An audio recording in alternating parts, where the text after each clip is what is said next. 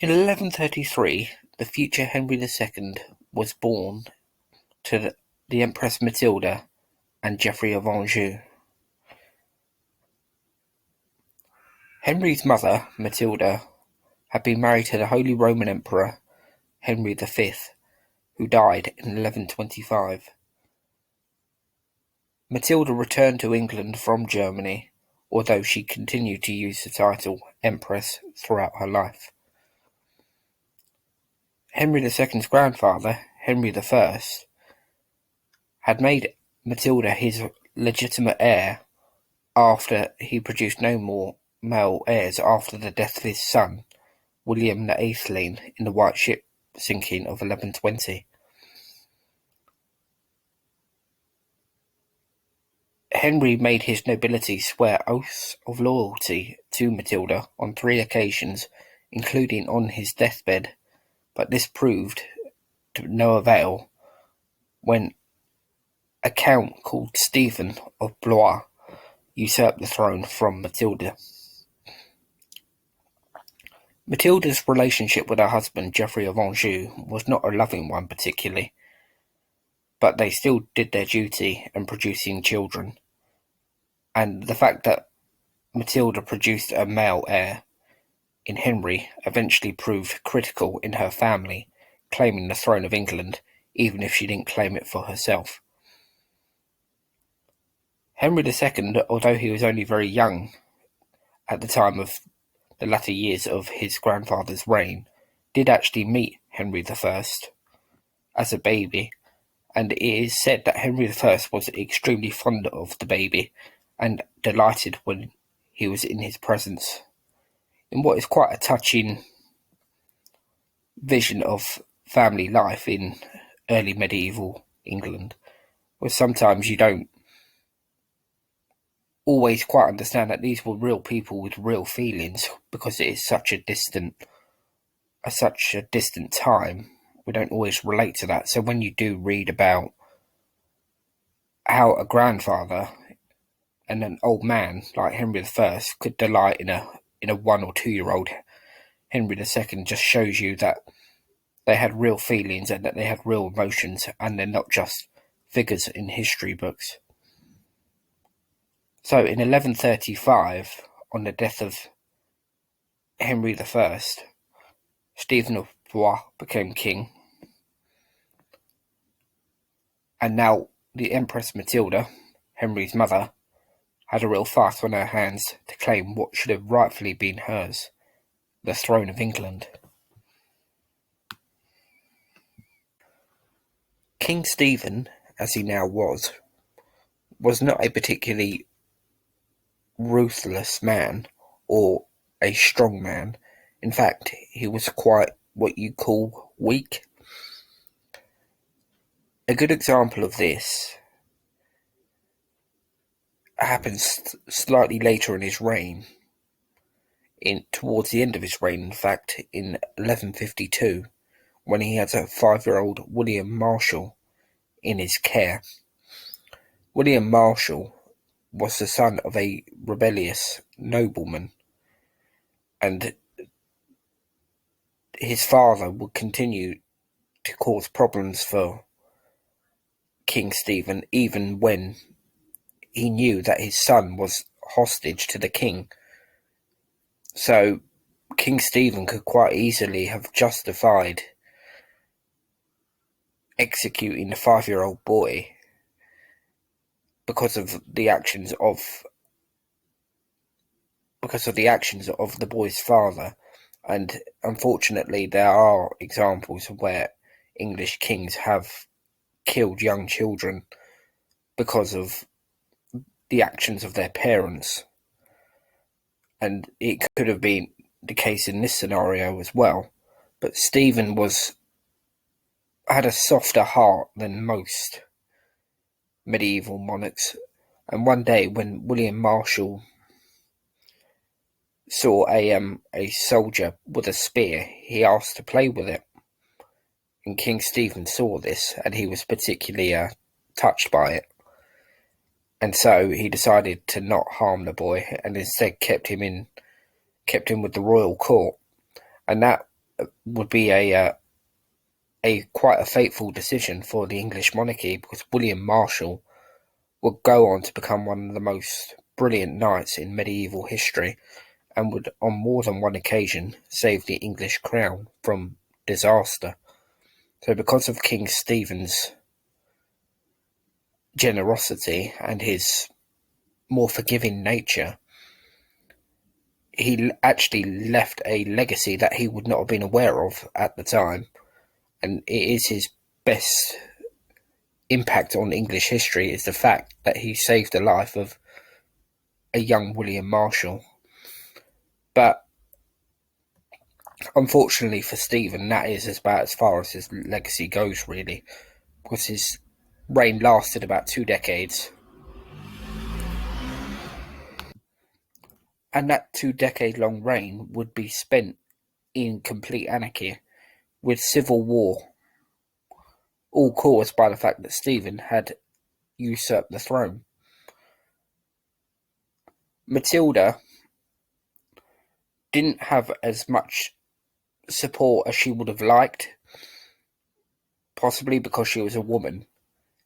In 1141, she actually captured Stephen at the Battle of Lincoln, mainly thanks to her half-brother, Robert of Gloucester, and they imprisoned Stephen. And Matilda was on her way to have herself crowned in London, but the citizens of London turned against her and essentially drove her out.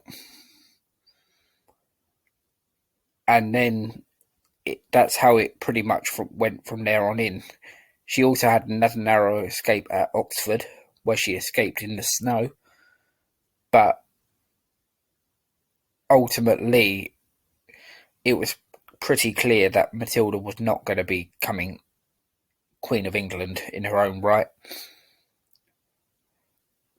She faced accusations of being lofty and high and mighty, and basically a bit of a snob. There's probably a hit more than a hint of sexism in that, but she may not have necessarily helped herself. It's possible because she did keep the title of Empress, so she probably did think quite a bit of herself. But ultimately, I think it's safe to say there was quite a number of people that didn't want a woman to be sole ruler, because at that time people would have wanted a warrior king, somebody that could lead armies into battle, somebody that could rule in a firm and strong way, and women would not have been perceived to have been able to do that. Although that's not necessarily the case as we know it, but back then that is how they would have perceived it to be. But ultimately, she could not have done a worse job than what Stephen done, because he was incredibly soft. And 2 decades of civil war point to that. When you have a weak king, you have civil war. It was the same 300 years later with Henry VI. It was the same during the reign of Edward II, Richard II, and obviously most famously of all, in the case of King John. If you do not have a strong king, you have potential civil war and disaster for the country. And that was the case. But in 1153, an agreement was reached between Matilda and Stephen to end the civil war and make Matilda's son, Henry, heir to the throne of the King of England, disinheriting Stephen's own son. Stephen's son didn't take it very well, and he decided to die, which cleared the way for Henry now to become King of England, mainly thanks to his mother's determination, although it had come at a heavy price for the country, with non-stop fighting and misery for the country, really. In 1152, Henry, before he'd even become heir to the throne of England, made an extraordinary marriage to Eleanor of Aquitaine. Eleanor was quite a woman, and she'd be one of the most famous women of the Middle Ages and of the medieval period in its entirety, really. Probably only second to the women of the Tudor age. She was married initially to Louis VII of France, a man she was not impressed with. I think she was rather bored in the marriage. She did produce him a couple of children, but both girls, which was not of any use really to Louis because he needed boys as his heirs. But he seems to have had some feelings for Eleanor, but I don't think they were really reciprocated. Eleanor wouldn't have been too impressed by how Louis handled the Second Crusade. The Second Crusade happened in the late 1140s, the mid to late 1140s, but it was a complete disaster. And Louis was, along with Conrad III of Germany, one of the key leaders on that crusade, and Eleanor was with him at the time, and she got a first-hand experience of what Louis was like as a military leader, and that was such a disaster that it would have left a real impact, I think, on Eleanor's esteem of Louis. And while she was out there, it was alleged that she had an affair with her uncle, which I don't think was true. But when they returned to Western Europe, their marriage continued to disintegrate, and whilst Louis had no male heirs from that marriage, a divorce was eventually settled on, although Eleanor was definitely the driving force behind that. And very quickly after that, she went to marry Henry. And this would have come as a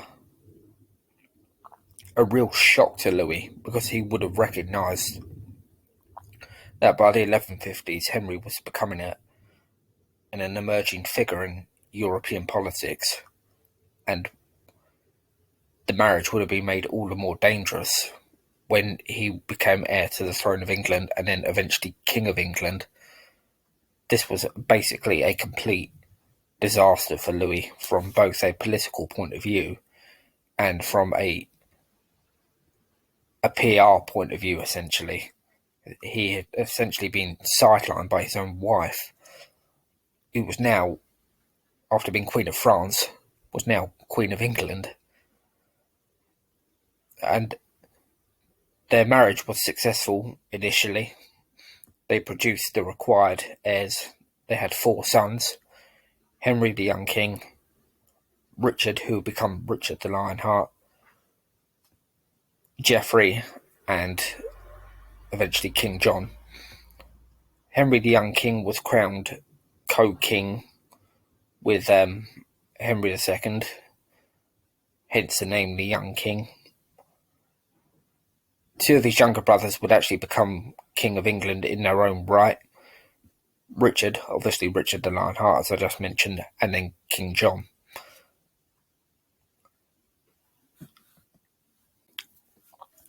So in 1154, Henry became King of England, but his reign ultimately would be tarnished by his ability to shoot himself in the foot, essentially. He had tremendous power. He ruled over territory that stretched from the Pyrenees right up to the Scottish borders. He had sons and heirs. He was married to a brilliant woman. But first of all came the Becket crisis. Becket had been his one-time ally, but would resign from chancellorship when he was made Archbishop of Canterbury, and would throw himself wholeheartedly into the role. And Henry II knew he was not going to be someone that he could just use as a political weapon. And as time went by, Becket infuriated the king more and more, until 4 knights took Henry II literally on his word and had Becket murdered at Canterbury Cathedral at the end of 1170. This was a political disaster for Henry, and although he showed public penance by having himself flogged, his authority had been terminally undermined, and so not long after his sons went into open rebellion against him. They had been frustrated by his inability to delegate power. His eldest son, also called Henry, had been crowned co-king alongside Henry II in 1170, but it was really only a token gesture, and Henry II still kept all of the power for himself. And so the boys would be a thorn in the side of Henry II throughout his reign, even after Henry the Young King, as he was called when he became co-king, died in 1183. The mantle was taken over by Richard, who still proved to be his father's biggest headache after the death of the young king. Although when Henry the Young King died, Henry II still mourned his passing because, after all, it was still his son. But the part of Henry II's wife, Eleanor of Aquitaine, cannot be underplayed here. She was one of the main driving forces behind it. She had felt sidelined by one of Henry's mistresses, a woman by the name of Rosamond. It's said that Eleanor had Rosamond murdered and then incited the rebellion of her sons against their father. She was imprisoned in 1174 and remained there for 15 years until Henry II died. When she was released by her son, Richard the Lionheart, in 1189, she played a key role in the reign of him and his brother John until she died aged about 80 in 1204. She proved to be quite a woman, and not one that you would want to anger, and so that proved. So these were three problems that had been caused largely by Henry himself. He had failed to really allow his sons to prosper in their roles as princes. His wife had been sidelined, and the Becket crisis could have easily been avoided if Henry had, one, controlled his temper, and two, managed the situation with a bit more subtlety and a bit more care and a bit more tact when it come to Becket. So when he died in 1189, his reign had gone from one of real promise to being potentially one of the greatest rulerships of England there's ever been, to, in the end, complete and almost total civil war. And he died a weary and exasperated man. And in 1189, as he lay dying, he was issued with one last blow. He was informed that his youngest son, John, who also happened to be his favourite, had also risen up in open rebellion against him, which hadn't happened up to that point. So when he took his final breath, he must have been hugely frustrated, hugely downcast, and essentially he was a beaten man. So despite Henry's failings as king, he ultimately was the father of the Plantagenet dynasty. Plantagenet coming from a plant that was warmed by Henry's father, Geoffrey of Anjou. It's quite an extraordinary legacy to leave. The Plantagenets ruled over England for well over 300 years. Henry's own sons would leave, for better or for worse, would leave their own extraordinary legacy. Richard the Lionheart and his epic and monumental achievements on the Third Crusade. John, albeit that he was a disastrous king, out of his reign came Magna Carta. So and their descendants would continue to leave their imprint on England as a country. So what Henry actually achieved, and let's not forget his mother as well, what they achieved between them was something quite extraordinary. And the family of the Plantagenets would mark England in a way that no other family would.